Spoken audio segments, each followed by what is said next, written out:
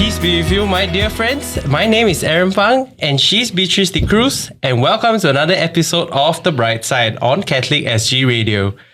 The Bright Side is a program where we invite our brothers and sisters in Christ to share their faith stories so that we too can be inspired to live a life filled with more purpose and joy, deeper faith and brighter hope, leading us to have a closer walk with Jesus. Yes, and today's topic is about our seniors. And it is true that many of our seniors grapple with loneliness, loss of loved ones, increased isolation, and mental stress. Not to mention the pandemic has worsened social isolation, and this is experienced by those in their golden years. So what can we do as a community to encourage our seniors to be unafraid in stepping into new communities and to make connections with others? So today in our studio, we have Serene Soh and Joseph Cheong. So Serene is a final year's nursing student at NUS Alice Lee Center for Nursing Studies. She was previously working in the Information and Communications Technology industry, or short form ICT, before deciding to do a career switch into nursing. And Joseph is currently the chairperson of the Seniors and Elderlies Club at Church of the Holy Family called Club Agape, where seniors and elderlies come together for activities, excursions, as well as faith formation. So very warm welcome to Catholic SG Radio, Serene and Joseph. Thank you. Thank you for having us. Okay, so let us begin with you, Serene. So I understand that you have a soft spot for the elderly. And could that be a reason why you did a career switch to nursing? So let us start with, sharing with us why you're drawn towards the elderly. Well, I really love the elderly. It's hard for me to describe the love I have for them. Even as a child, I'm so drawn to them. I recall that I always loved excursion to the old folks' home as a primary school kid. To me, the elderlies are like little children with a wealth of knowledge. And like little children, they need us to give them a listening ear, and they need our time and our love and care for them. So what draws me to nursing is the love and care for people in general. I want to have a career where I can, do more for people. Whereas in the corporate world, it's really about living life for myself. There is very little human touch. 2 years ago, I know God calls me to do something else. So I went searching for where He wants to place me. And when I applied for nursing, I got in. So I thought, okay, yes, I think this is where you want me to be. So here I am. Wow, praise God for your courageous step to, go somewhere where the Lord calls you, because sometimes it's easy to ignore that call. Really praise God for your yes, to serve where He calls you to. I was also wondering, as you were sharing about how you are drawn to the elderly, could this also stem from how your relationship is like with your grandparents? And so how would you describe your relationship with your grandparents, and would you say that they have made an impact on your life? I have very good relationship with my grandparents. My grandparents took care of my family, and my late grandfather was my main caregiver as a child. So my parents got divorced when I was 7, and mom became the sole breadwinner for 3 young school-going children. We were all below the age of 8. So grandpa had to quit his job and take care of my brother and I. He picked us up from school. He will cook for us and set a daily routine for us. He surrounded us with his unconditional love and attention. And as for my grandmother, we were born through handicraft and baking. She's a tailor, so she's highly skilled with handicraft works. So I would say my grandparents have made a big impact in my life. And through them, I've actually learned many life skills and values. Oh, that's wonderful. Yeah, we thank God for the gift of grandparents also in our lives, right? Yes. For impacting us in so many ways that we probably only realize when we are much older. Yeah. Yeah, and I just want to add that her balloon scouting skills is really top notch. Oh, do you learn that from someone like your grandparents, or how do you pick that up? No, No, that was grandma. Grandma don't. She doesn't sculpture balloons, Oh. but I think through her, I learned to be meticulous in the things that I do. I learned to be very patient when I do handicraft. So along the way, I pick up the balloon sculpting skills, and I really enjoy doing it. Yeah, and that can bring much joy not only to children but the elderly also, I'm sure. Right. Yes. Yeah. Very handy skill. Yes, Can teach me or not? We need to invite you over to our church. Okay. Looks like after this conversation, we'll be making more connections. Yes, certainly. Right, so now moving on to you, Joseph. Yep. So, as mentioned previously, you're the chairperson for this, seniors club at Church of the Holy Family called Club Agape. Yep. So, share with us more about this club. Actually, Club Agape started way back in 2018. And that time, Father Yun Vaz was the parish priest. And he was very supportive, and we felt that probably with the aging population and partly also, there is actually a elderly tsunami, Oh, right? wow. That is why today I think 1 in 4 is going to be 65 and above by probably 2030. That's about just a stone throw, only about 4, 5, maybe 5, 6 years from today. So I think seniors become very, very important, not only to society but I think to the church, right? Because they are the people who go to church. Yes. For early mass and all those things, no. So we with this we had a word with the parish council, and we decided that all right, let's go and do a drop-in center, seniors drop-in center, so that seniors can come anytime they want and go off anytime they want. There's no prescribed time that they must remain as a member. Because you're a member, you must participate for how many hours, no need, right? And we are volunteer driven, and we are fortunate and we are very blessed. Actually, by the Holy Spirit, Yes. Without the Holy Spirit, I don't think so we could have launched this. We have got a very strong core team, and we are actually an offshoot of Juchat NCC. Okay. But in the Holy Family and like any other parish, we have got about 13 NCCs. So we are the closest to the church. So we felt that probably the seniors would be a good place. Yeah, it sounds like God's plans also to Yeah. direct you into and shape direct the me group. and many of the other retirees, no? Correct. So in our midst, we got principals, retired principals, teachers, not retirees per se, With a wealth of experience. Yeah, wealth of experience. So Yeah. and we felt that probably this is the good opportunity for us to change the mindset, right? Mindset of seniors themselves. Every time you see seniors, I'm very old. There's not much I can do. I'll be a burden to everybody and things like that. So there's a very negative type of attitude, posture. And partly also it's a societal problem. Yes. Right? The society itself, I mean, these days, if you are past 40, past 50, you want to get a job, it's not that simple. Yes. Right? They feel that the younger ones are more productive in that manner. So that's how we started. And the church was very, very generous.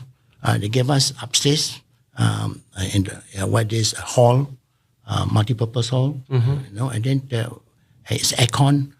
We have got toilet facilities already there, and we got a kitchen and a pantry, So what else do you need? Yeah, so all provided already. Also for All your provided. activities that I remember you shared with me previously also. So what are some of the activities based on and, do the activities include prayer and reflection, and how do they support the Because the I members? think we try to align ourselves to the church mission, our parish mission, and the mission is to be a loving environment, what is calling be Christ-like, Right. So that's where the seniors come in, and I think somehow or other we even managed to operate during COVID for the 2 years. But we had this offline type of, different restrictions we can't in meet, that sense. we can't meet, Right. And so this is how we started. As to the programs that we have, I think our programs are very custom made, very tailored, right, to the needs of the seniors. Okay, and I think the needs should cover not only the social, the physical, and the psycho-emotional, Right. the support, but also the spiritual dimension. Yes. Because the club itself, the facility is just upstairs and the church is downstairs.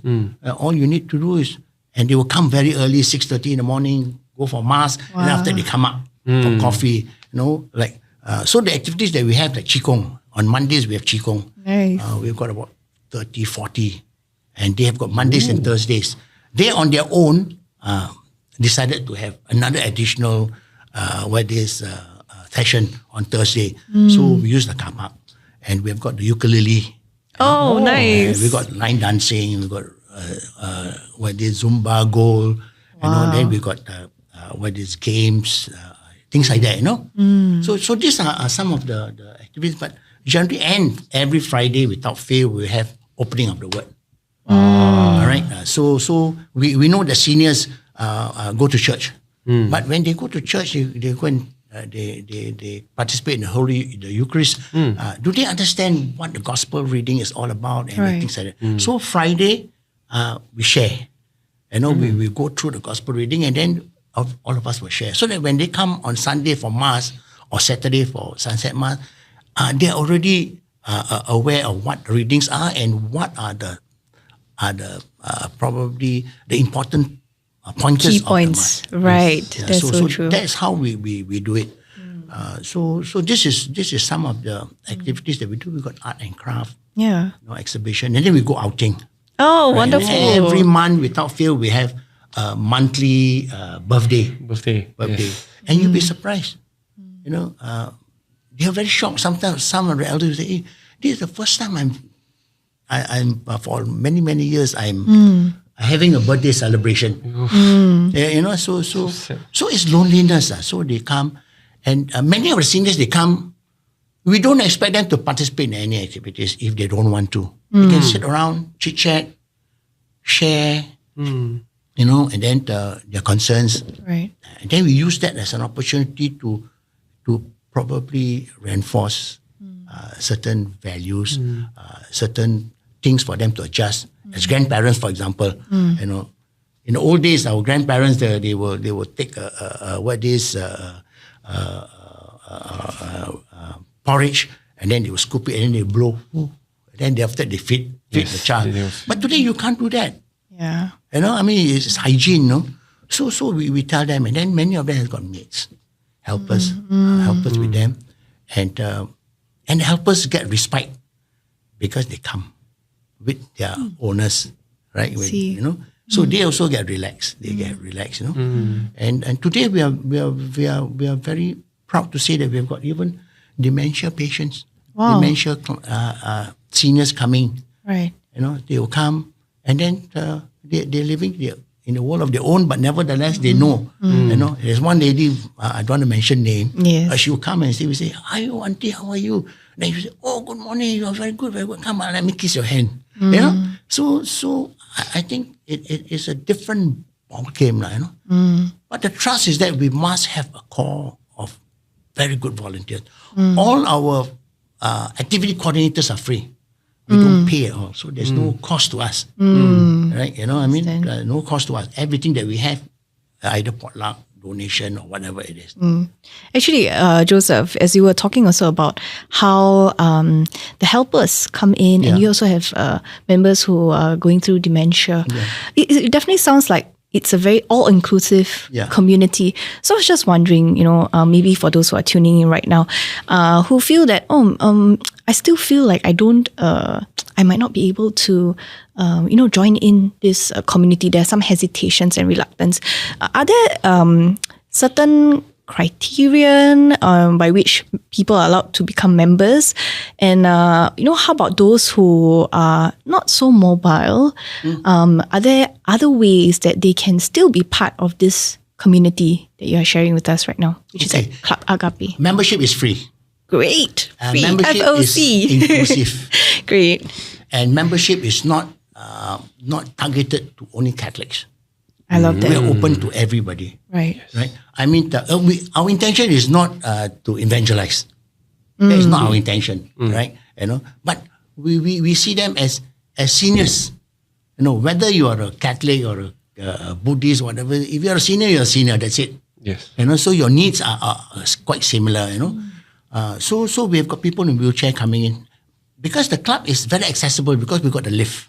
That is the thing. We have the lift and just go up, down. And just below downstairs at the lobby, you have the prayer room. So people can go there and pray, and after they come up, then second floor is the church. So everything is all cast very well, no? And I don't think so. This is man-made, I think this is all divine intervention to me. Amen.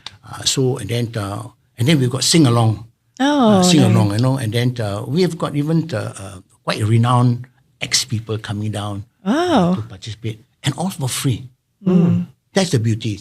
I think the crux of any club for seniors, there must be a kind of love and welcoming type of attitude, and your members must welcome everybody, Right? So this is where we have got free coffee, free biscuits, free cakes, all that. So everything is there. So some of them will come just for the coffee. Okay, so be it. Doesn't matter, But a time will come where they will start to appreciate, and they know. And some of them come and tell us, I'm so glad that you have got a club like this, So people are also friendly, right? Like coming on the Friday, we have a 3-in-1 celebration. National Day, okay. Birthday, Okay. and for Father Pang, our standards Pang is posting out. Oh, So we give him a okay. farewell. So everybody comes in, right? So it becomes a gathering of community gathering. Yes, You gathering know what I mean? of communities. Yes. Yes. And it's an opportunity also for people to talk about current affairs. Now this is the topic. What's the topic, That's right, So yeah. so current affairs. You talk about church work. You mentioned about gathering of communities, and that means also that not only the seniors are present there, but the young people. Yeah. Yes. Yes. Yeah. So I think talking about young people, we have to ask our young person over here, Yeah, Serene, about, how do you think, do you think it's significant for a younger and older person to be part of each other's lives? Like how important is the relationship between a grandchild and a grandparent, especially speaking from experience when it sounds like you've been pretty close to your grandparents. Yes, I am. And I certainly think that intergenerational relationship is very important for both parties. For the older generation, they can see the hope through the eyes of the young people, the children that runs around. And in fact, for the children as well, they actually can benefit from the wisdom of the elder, people around them. Yeah. So in fact, research has actually found that intergenerational relationship enhances the quality of life, the well-being of the elders, and it generates a sense of self-worth, among the old people. Yeah. And by the way, did you hear about the intergeneral experience at St. Joseph's Church, St. Joseph's Home Infant and Childcare Center? There is this, So in Singapore, it is Singapore's first and only infant and childcare center co-located with a nursing home. Yeah. Wow. So, this allows the residents of the nursing home the opportunity to interact with the children, with the infants and, the toddlers on a daily basis. Wow. Yeah. So the young ones actually get to be like little helpers to bring food to the elders. And at the same time, that's where the elders can actually impart skills to the younger ones and, share with them like, a bit arts and craft or, anything that they know, any skill set that they have learned. Yeah. And even the seniors themselves, I think sometimes they feel, especially when some of them, their children have already grown up and they desire to have their own grandchild, but maybe the time is not right or due to certain circumstances. Yeah. Suffer from empty nest syndrome. Empty nesting. That's right. Yes, yes. But I think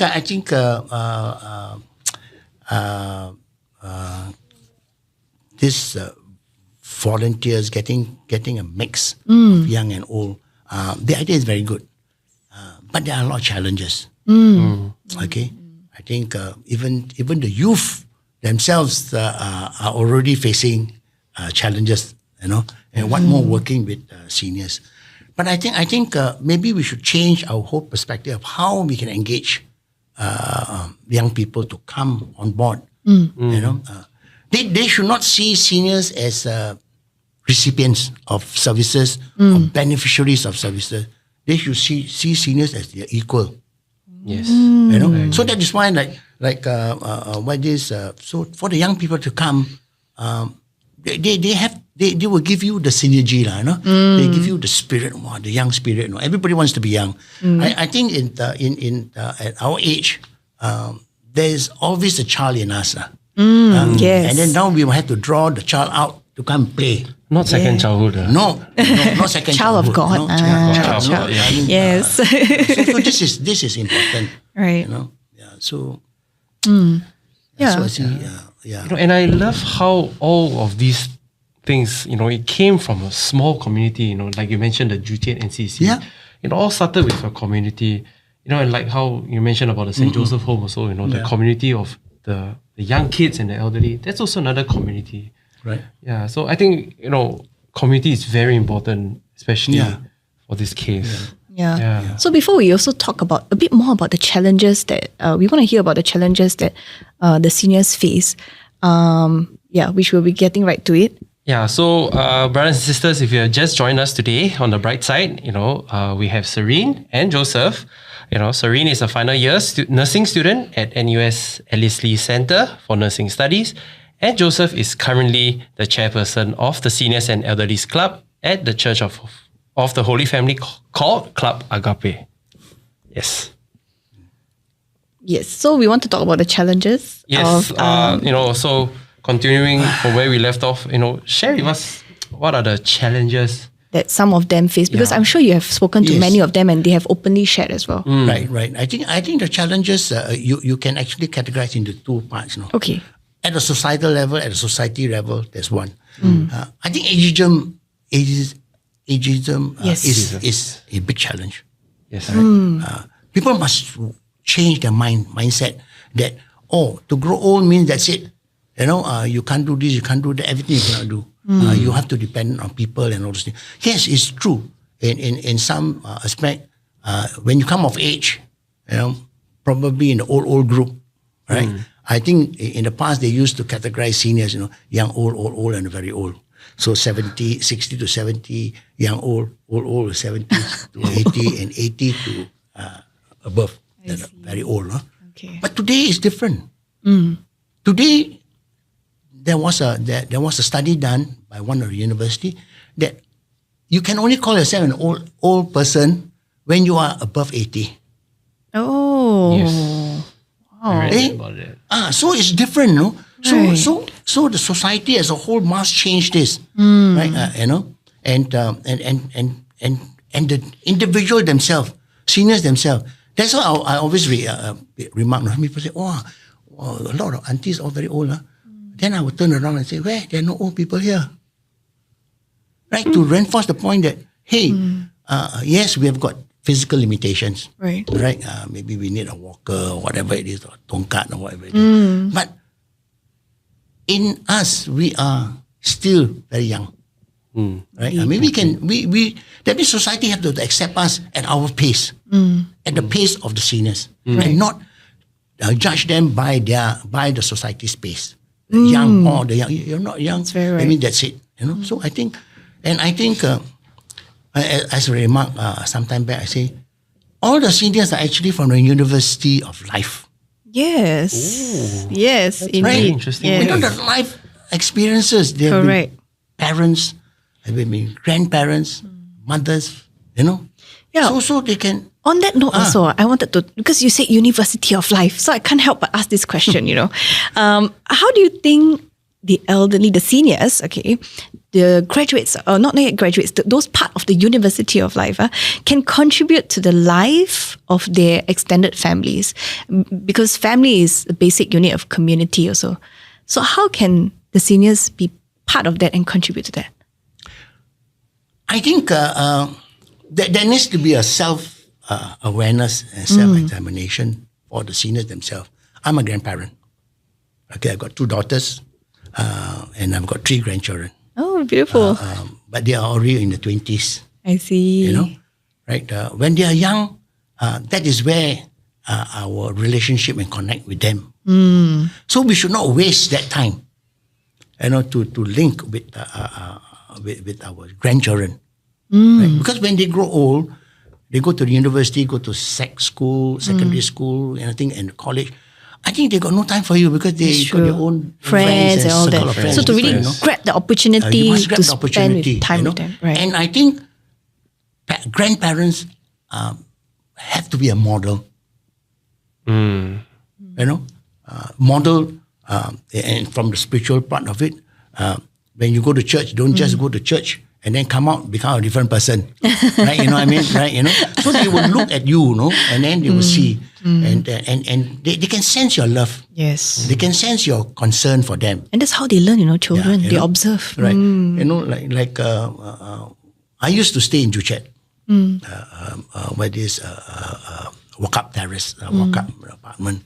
And my daughter used to stay there with the 2 grandchildren. But it so happened that 2 of the grandchildren has got, one is a Hague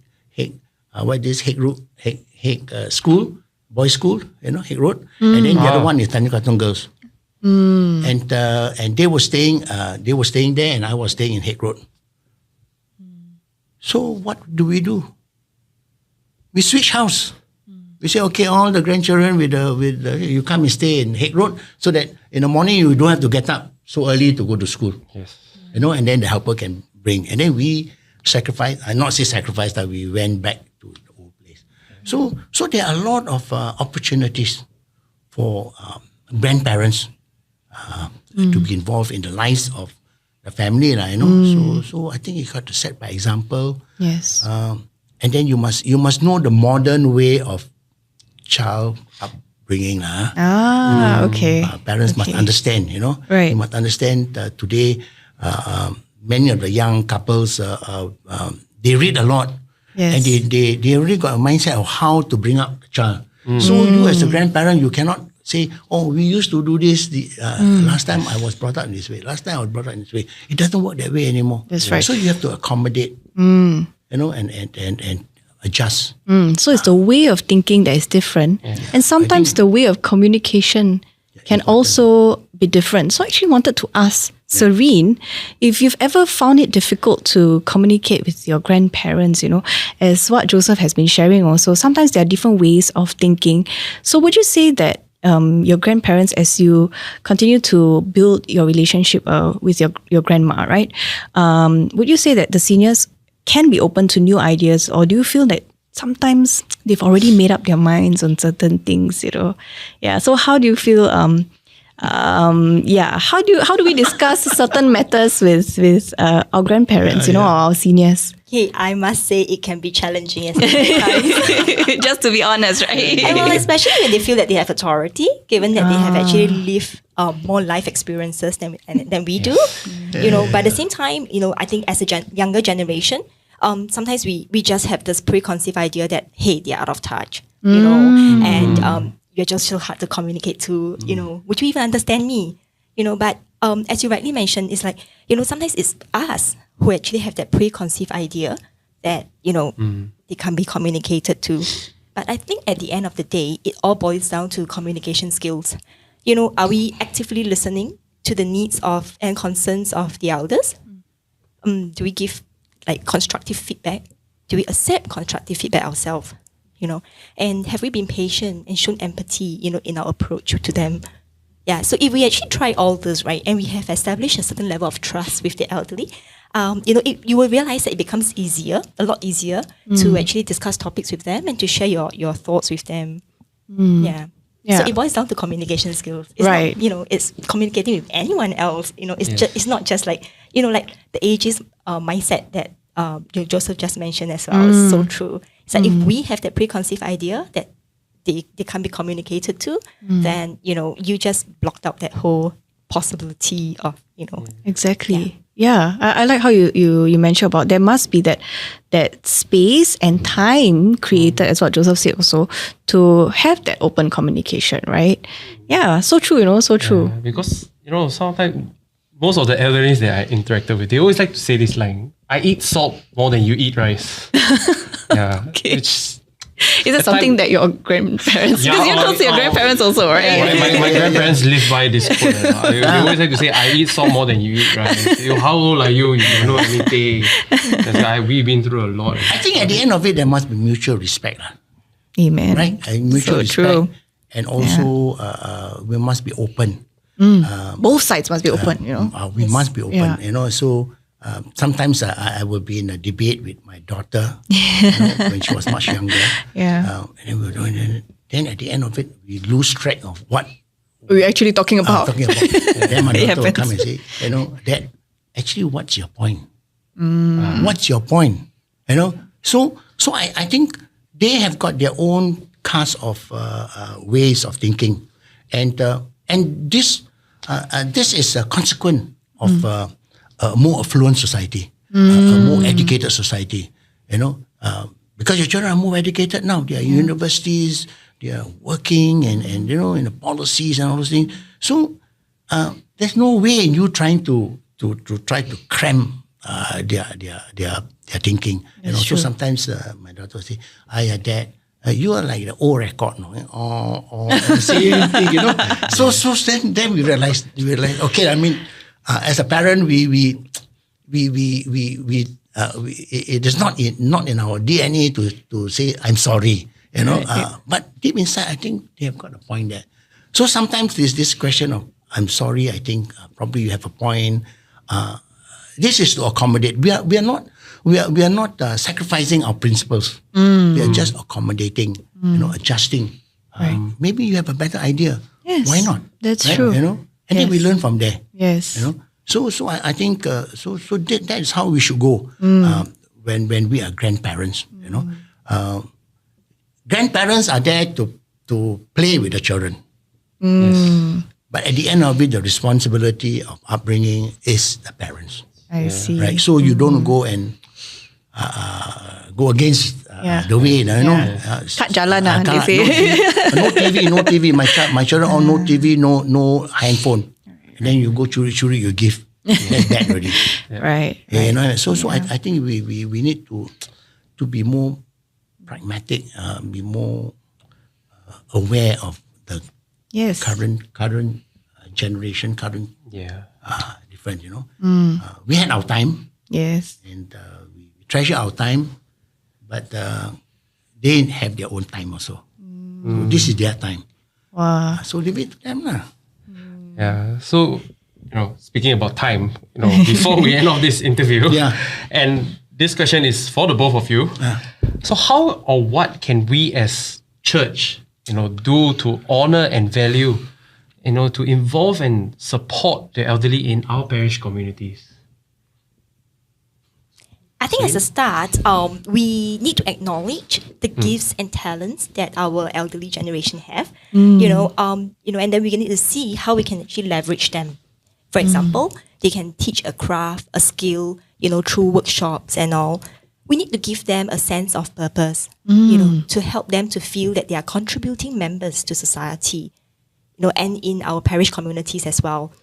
So one example is, I remember years ago, I engaged my grandma to join me in a mooncake making workshop. Wow. Which I ran for the Finns, the Friends in Need at the St. Vincent's de Paul Society.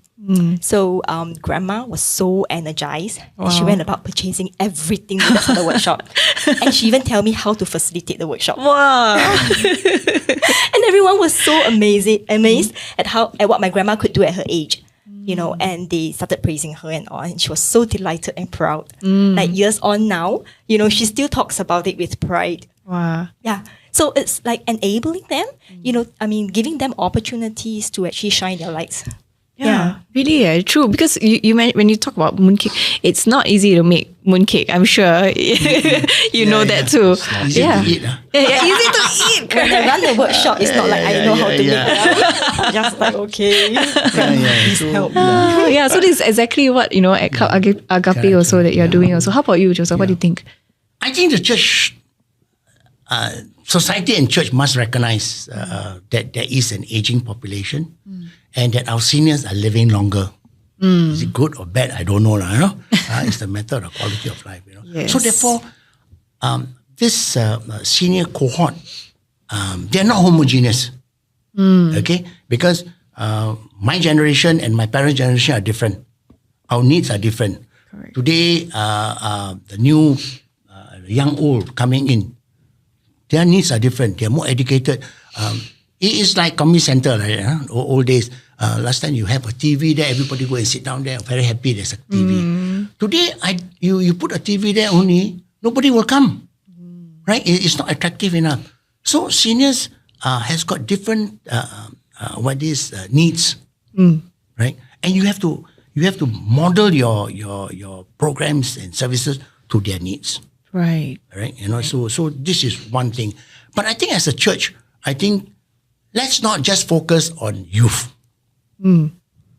Because whether you like it or not, the aging population that we have and our seniors living longer, the numbers of seniors are much, much bigger than any of the other age group. And the age groups are not multiplying. Right? In a family, you got one child, two child. Right? In our time, our parents got 5, 6. Different. So when you're old, you got bags and children to look after you, But today is different, right? So I think we need to engage our seniors, and in a way, I think the way we have the society as a whole is doing, I think is good, right? Health, address them from the young. Get them used to being healthy lifestyle and things like that. Don't wait until they cannot walk and then you want to try healthy lifestyle with them. You cannot work, right? Right. And then their mindset must change. Right? And then especially now with this technology age, you go to the bank if you don't there is a joke. I'm staying in HDB and then in the bottom we have got a police post, and now the police post is not manned at all. Right? They've got a kiosk. Right. Then you press, you go in, and then you sit down, and then you start to play. You start to ask questions.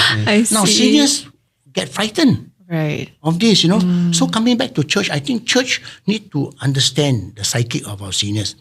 And they must recognize that seniors will make up their major parishioners. They have to recognize that.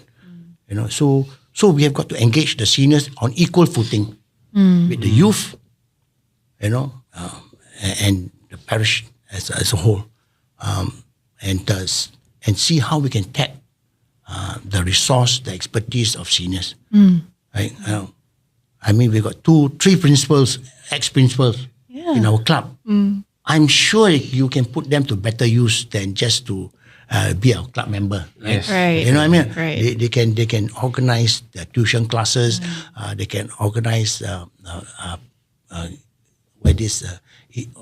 programs to connect with the youth. So identifying their gifts and strengths as Yes, well. you must. What Serene has shared. I think this is very, very important. And I think we cannot run away that there's an aging population and our parishioners are all aging also. Okay, so that awareness and acceptance also that this is the truth the matter of the fact, right? Support Right. the seniors. Yes. So and then creating that conversation and support for I them. think that's important. Yeah. Yep. Yeah. So, thank you, Serene and Joseph, for coming on Yes. to Catholic SG Radio today. Okay. Thank you for having I us. hope we have been of help lah. No, of course. I think this is Definitely. almost like an intergenerational conversation. Yeah, almost. yeah. The sort of extremes, but it was a good conversation between the four of us. So Definitely. yes. And so with that, brothers and sisters, we have come to the end of yet another episode of The Bright Side. Yes, and just a reminder, if you're tuning in right now, The Bright Side is broadcasted every alternate Thursdays at 8:30 a.m. with encore broadcasts at 8 p.m. the same day and 5 p.m. the following day. So alternatively, if you want to catch this at your own time, own target, you can always listen to our Catholic SG radio app as well as on Spotify and Apple Podcasts. Also, you don't only get to hear us, you get to see us now because we are available on Catholic.sg YouTube channel. So with that, my name is Beatrice de Cruz. He's Aaron Pang. We thank once again Serene and Joseph for joining us on The Bright Side at Catholic SG Radio. May God bless you. Bye.